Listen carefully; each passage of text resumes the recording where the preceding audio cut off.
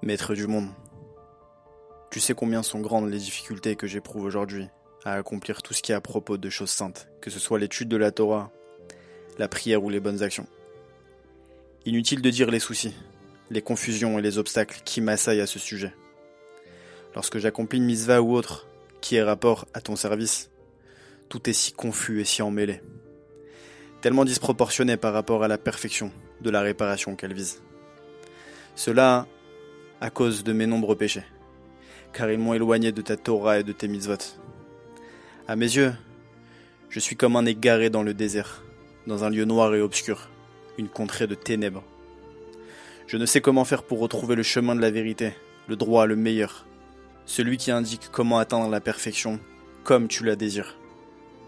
Je déambule dans ce monde, fugitif, comme un homme saoul, un homme repu de vin, errant, inconsistant, déchiré par combien de milliers et de myriades de fantasmes et complexes qui m'empêchent de me rapprocher de toi et de ta Torah sincèrement, parfaitement, selon ce pourquoi tu m'as créé. Que vais-je faire au jour du jugement? Que vais-je faire alors que l'Éternel se lèvera et jugera? Que répondrai-je?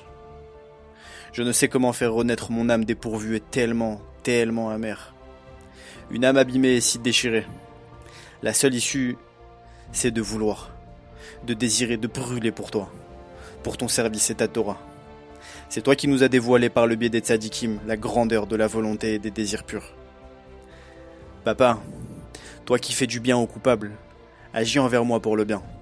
Donne-moi le mérite de vouloir, de désirer, d'aspirer toujours à toi et à ta Torah ardemment, d'une volonté forte et foudroyante.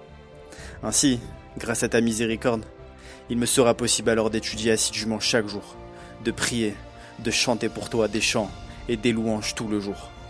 Je pourrai alors accomplir beaucoup de mitzvot et de bonnes actions tous les jours de ma vie. Même au moment où ta volonté voudra de moi autre chose, ou bien que je me trouverai dans un endroit où il n'est pas possible d'étudier la Torah ou de m'adonner à ton service. Fais-moi grâce alors d'un désir ardent pour l'étude de ta Torah et pour ton service.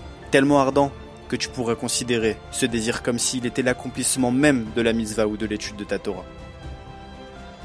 Toi qui es rempli de miséricorde, aie pitié de moi, viens en mon aide.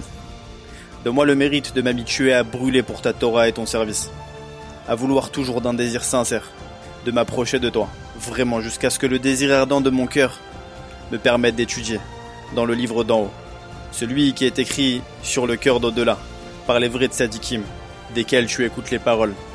Ces paroles, tu les rassembles, et tu en fais un livre pour ceux qui imprègnent leur cœur du désir d'étudier ta Torah et d'accomplir ta volonté.